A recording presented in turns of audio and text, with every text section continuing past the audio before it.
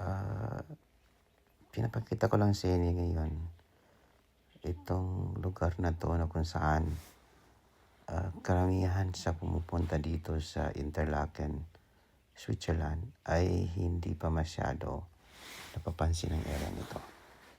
So far sa karamihan sa tinitignan o sinusubaybayan kong vlog patungkol sa Interlaken ay hindi ko pa nakikita itong lugar na 'to. Pero kung pagmamasdan mo itong lugar na 'to is that isa ito sa pinakamaganda, although hindi masyado napapansin, pero yung tanawin boats, yung view ng area na 'to is nakakamangha. Kasi ang characteristic ng lugar na 'to is may definitely napapalibutan ng bundok, yung lawa. At especially sa ngayon na pagpunta namin dito, makikita mo yung bundok na nakapalibot sa lawa is that puno na ng ice.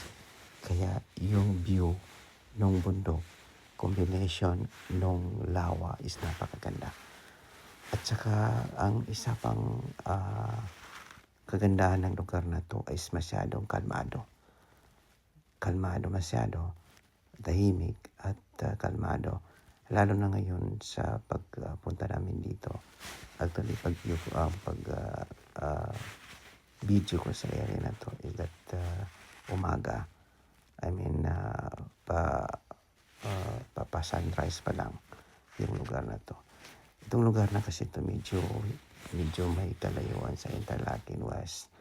Nasa around 10 minutes. At ang nakakapansin lang most probably sa view na ito is yung mga taong nag-check-in sa hotel nila. May nakikita rin ako ditong I think lugar na ito ginagamit nila for kayaking. At saka meron din nagpa-paragliding doon sa bundok.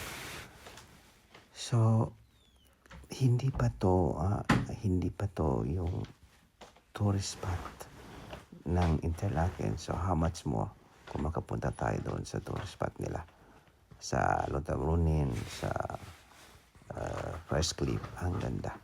Pero itong lugar na to is that hindi mo yung train boats. Ito yung lawa na kung saan panggaling ka ng Luzern, Bern, is that dito dumadaan yung train. Kumbaga nililipot niya itong lawa na to. At makikita mo kung nakasakay ka sa train nila.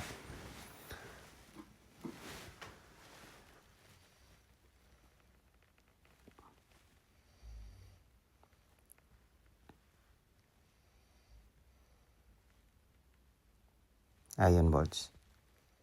Ayun yung train, no?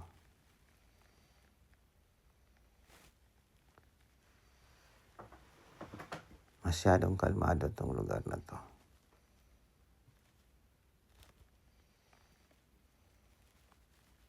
Tingnan niyo yung bundok na nakukubara na ng ice.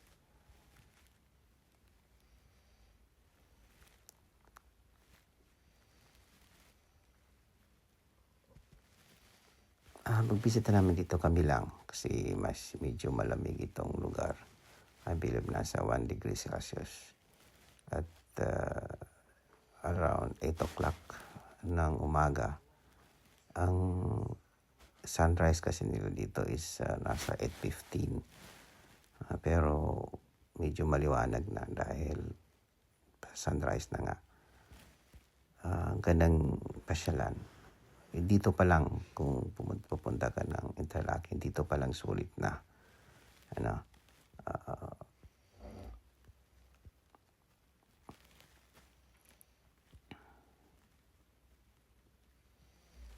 Kumbaga mag-i-enjoy ka na kung dito ka naka-check-in sa area na to.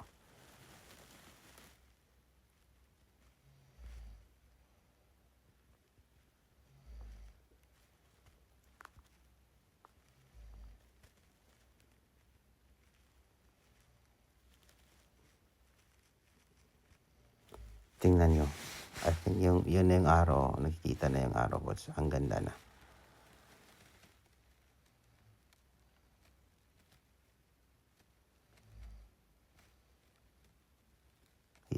yan yung hotel kung saan kami nag-check-in. Kaya kakaunti pa lang. I think ang nakikita ko, nag-obserba namin dito was yung mga karamihan sa mga travelers na merong sasakyan, I mean, nagre-renta car, dito sila nagpa-parking, kasi nga malawak yung parking nila. At parang dito sila nagpapalipas ng gabi kung sakaling galing sila sa ibang lugar na pasyalan.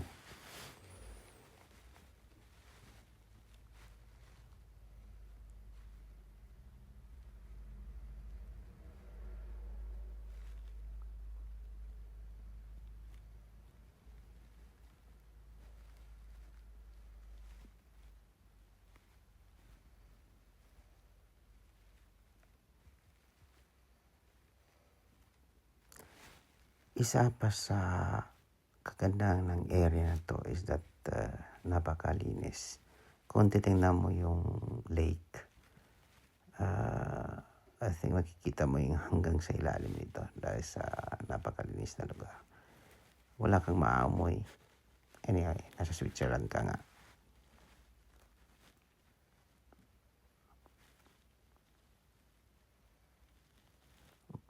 Ang mga bahay dito, boss, either ginagamit nila into Airbnb or siguro sa mga mayaman is that ginagamit nilang bahay bakasyonan lang.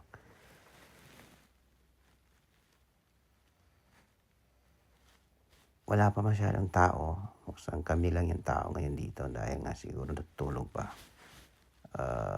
Pagod yung iba. Kaya mamaya pa sila magsilabasan. May nagpa-breakfast na doon sa building, doon sa restaurant ng hotel. Pero wala pa masyado nagsisilabasan dahil nga medyo malamig.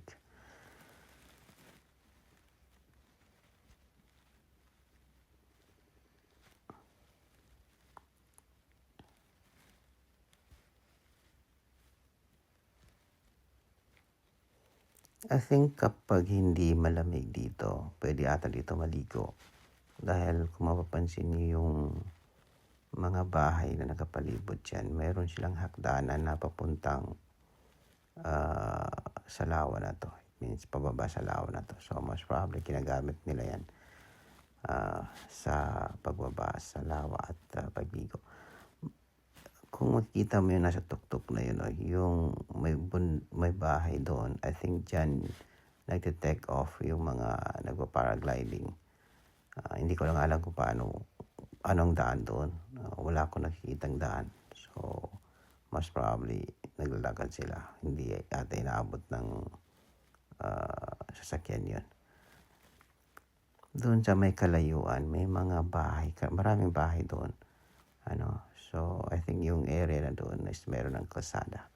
Pero, itong lawa plus combination ng bundok na nakukubaran ng ice, ng yellow balls, sulit na.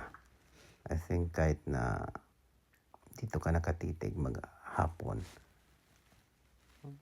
napakaganda na. Just imagine kung sa araw-araw, sa pagising mo, ito yung tanawin na makikita mo. Sulit.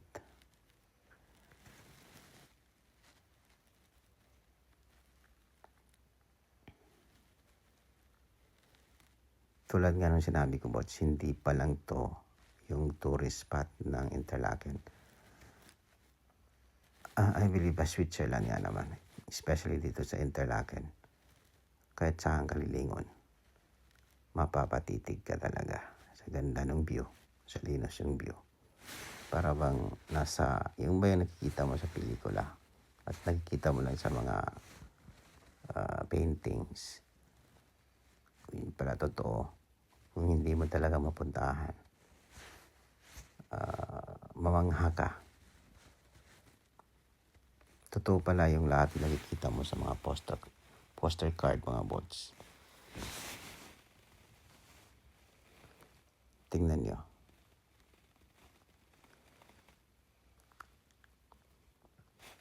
Paano? sa susunod na lang.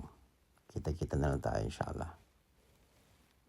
Abangan nyo yung ibang vlog namin dahil meron pa tayong pupuntahan sa Lauterbrunnen at saka doon sa first clip, mas maganda pa yung boats.